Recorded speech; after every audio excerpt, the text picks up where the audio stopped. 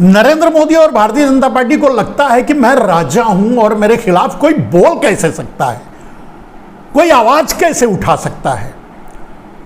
तुमने आवाज उठाई मेरे खिलाफ, पर ठीक है, मैंने शोषण किया तो किया, मैंने रेप किया तो किया, मैंने गोली मारा तो मारा, मैंने आदमी को मार दिया तो मार दिया, भले ही वो बात पूरी मीडिया में है, रहने दो, लेकिन मेरे खिलाफ आवाज उठाई। और जब बड़े सरकार में ही इतना एरोगेंस है कि वो अपने खिलाफ सुन नहीं सकते, तो छोटे सरकार में तो होगा ही। और वैसे भी नरेंद्र मोदी तो चेला है, बृजभूषण शरण सिंह तो गुरु है। और सिर्फ बृजभूषण शरण सिंह नरेंद्र मोदी का गुरु नहीं, अटल बिहारी वाजपेयी का भी गुरु है, क्योंकि बृजभूषण शरण सिंह को अटल बिहारी वाजपेयी सावरकर का नाम दे चुके हैं, यानी गुरु। अटल बिहारी वाजपेयी के गुरु तो सावरकर जैसे लोग ही थे। तो यहां तो मोदी के गुरु का गुरु है वो बृजभूषण सिंह, फिर उस पर कैसे कार्रवाई हो सकती है? लड़ाई चलती रहेगी, यह लड़ाई लंबी चलेगी। मैं पहले भी बोल चुका हूं, यह लड़ाई खत्म होने वाली नहीं है, यह लड़ाई 2024 तक चलेगा ऐसे ही। इसमें भी वही बात है, थोड़ा 6-7 महीने साल भर का टाइम है, चुनाव डिक्लेयर होगा 2024 में, तब तक ये चलेगा।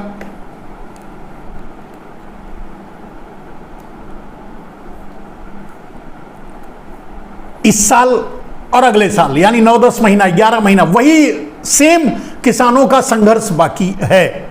बाद में नरेंद्र मोदी चुनाव से पहले आएंगे एक माहौल क्रिएट करने के लिए और कहेंगे कि भाई ठीक है, हम समझ नहीं पाए, चलो हो गया। तो मेरे दोस्त, कहने का अर्थ यह है कि जिस नरेंद्र मोदी के लिए मैंने आज क्यों लिखा कि उनके दिमाग में शायद उन्होंने पढ़ा ही नहीं इन शब्दों को, शायद वो जानते भी नहीं होंगे धर्म, न्याय और लोकतंत्र क्या होता है, और जानते तो जरूर, और यही प्रॉब्लम है, समस्या तो यही है। जिन्होंने ये आरोप लगाया केजरीवाल ने, वो भी तो यही समस्या झेल रहे हैं। वो क्या झेल रहे हैं? यही झेल रहे हैं ना कि चुनी हुई सरकार उनको सरकार चलाने नहीं दे रहे हैं, जबरदस्ती अपना डंडा करने में लगे रहते हैं। सुप्रीम कोर्ट के कहने के बाद भी नरेंद्र मोदी मान जाएंगे, केजरीवाल को शांति से दिल्ली की सरकार चलाने देंगे, निर्णय लेने देंगे, यह भी आप मान के चलिए, नहीं मान के चलिए, मतलब ऐसा नहीं होने वाला नहीं है। आदत से बाज नहीं आएंगे। और एक बात, 2024 तक अगर अरविंद केजरीवाल, मैं हमेशा कई बार जिक्र कर चुका हूं कि अगर अरविंद केजरीवाल आरएसएस का हिस्सा नहीं है, उनके साथ मिलकर काम नहीं कर रहे हैं अब, तो अरविंद केजरीवाल 2024 से पहले नहीं, याद रखिएगा 2024 के ठीक बाद 2024 तक नरेंद्र मोदी हाथ नहीं डालेंगे। डराएंगे, धमकाएंगे, दरवाजे तक ले जाएंगे जेल के, लेकिन जेल नहीं डालेंगे। अरविंद केजरीवाल को जेल में डालेंगे 2024 के बाद, दोबारा प्रधानमंत्री बनते ही अरविंद केजरीवाल जेल में होंगे। ये आप ये वीडियो सेव कर लीजिए, रख लीजिए, फिर से एक बार देख लीजिएगा 2024 में। अगर देश के दुर्भाग्य से दोबारा नरेंद्र मोदी फिर से प्रधानमंत्री बन गए तो देश की सारी सरकारें चाहे जिसकी होगी, ऑपरेशन कमल के जरिए तोड़ ताड़ करके अपनी सरकार बना लेंगे, कोई भी सरकार नहीं बचेगी। अरविंद केजरीवाल को भी अंदर डाल करके वो भी सरकार अपने हाथ में मिला, दिल्ली को ही खत्म कर देंगे। ये नरेंद्र मोदी का खेल है मेरे दोस्त। न्याय और धर्म और लोकतंत्र, इन पर मैं बात कर रहा था। आज एक आदमी के बारे में जो पीछे छूटता जा रहा है, कांग्रेस को भी याद दिलाना चाहूंगा, पूरे देश को याद दिलाना चाहूंगा, अडानी का खेल। मेरे दोस्त, नरेंद्र मोदी अडानी के कंधे पर बंदूक रख करके जो गोलियां चला रहे हैं, जो खेल खेल रहे हैं, वो एक बहुत ही खतरनाक खेल है। इसके बारे में कई बार मैं चर्चा कर चुका हूं, एक बार फिर से मैं रिमाइंड करना चाहता हूं, क्योंकि मैं देख रहा हूं कांग्रेस अब अडानी का नाम थोड़ा भूल रहे हैं, छोड़ रहे हैं, छूट रहा है। अडानी छूटने वाला कोई विषय नहीं है, क्योंकि अडानी मतलब मोदी, मोदी मतलब अडानी। केजरीवाल ने बड़े साफ गोई से यह बात कही। हो सकता है कि वो आरएसएस के इशारे पर केजरीवाल ने कहा हो, जैसा कि मेरा मानना है। तो अगर आरएसएस के इशारे पर भी कहा, लेकिन एक कटु सत्य, एक तथ्यात्मक बात कही कि अडानी ग्रुप टोटल नरेंद्र मोदी का है, अडानी तो 10% 20% का कमीशन एजेंट है। ये अब एकदम से सत्य है, और ये बात आज अरविंद केजरीवाल ने कही। ये बात मैं 8 साल से कह रहा हूं। मेरे दोस्त, अडानी के जरिए नरेंद्र मोदी अडानी को सामने रख करके नरेंद्र मोदी इस देश पर कब्जा करना चाहते हैं।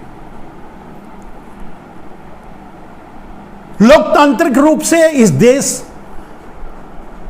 पर प्रधानमंत्री बनकर के प्रधानमंत्री की जिम्मेदारी निभाते हुए प्रधानमंत्री का दायित्व निभाने जैसा उनका कोई इरादा नहीं है। उनका इरादा है पूरे भारत को अपनी मुट्ठी में कैद कर लो, बंद कर लो, और उसके लिए उन्होंने अडानी का इस्तेमाल किया।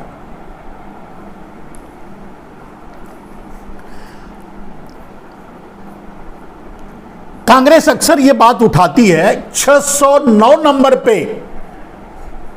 विश्व पटल पे 609 नंबर में पर रहने वाले अडानी दूसरे नंबर पे पहुंचे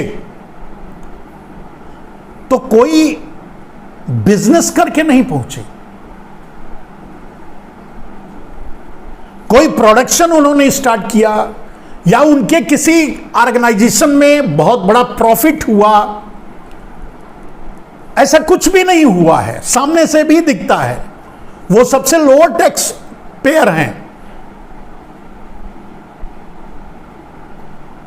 तो नरेंद्र मोदी अडानी 2 नंबर पर कैसे पहुंचे?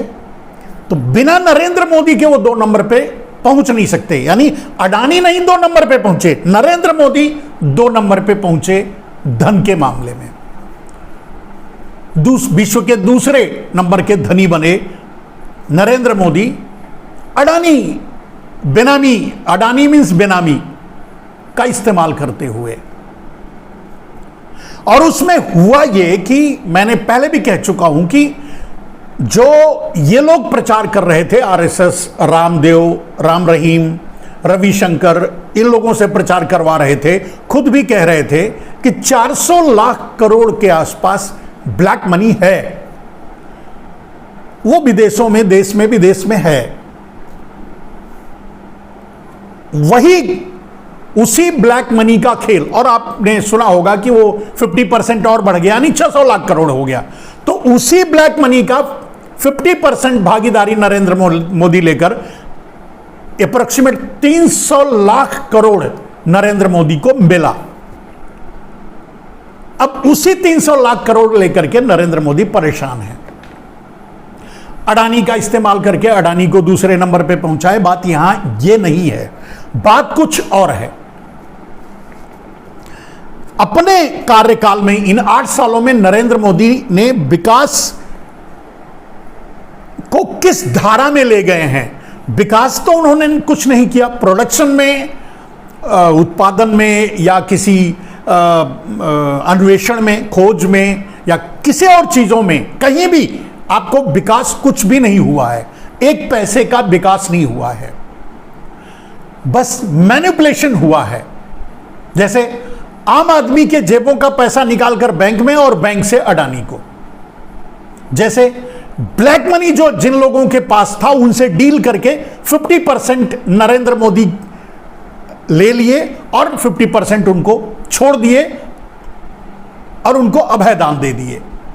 जो 50% लिए वो विनोद अडानी जैसे लोगों के नामों पर ट्रांसफर करवा दिया, या फिर 3-4 हजार लड़कियां जो गायब हैं गुजरात से, या परिवार हो सकता है गायब हों या लोग गए हों, जिनको बसा करके जिनके नामों से वो काला धन ट्रांसफर करवाया हो, और अब बाद में उसे अंडरग्राउंड तरीके से भारत में लाने की कोशिश किया और कर रहे हैं। बात यहां खत्म नहीं होती, यहां से शुरू होती है।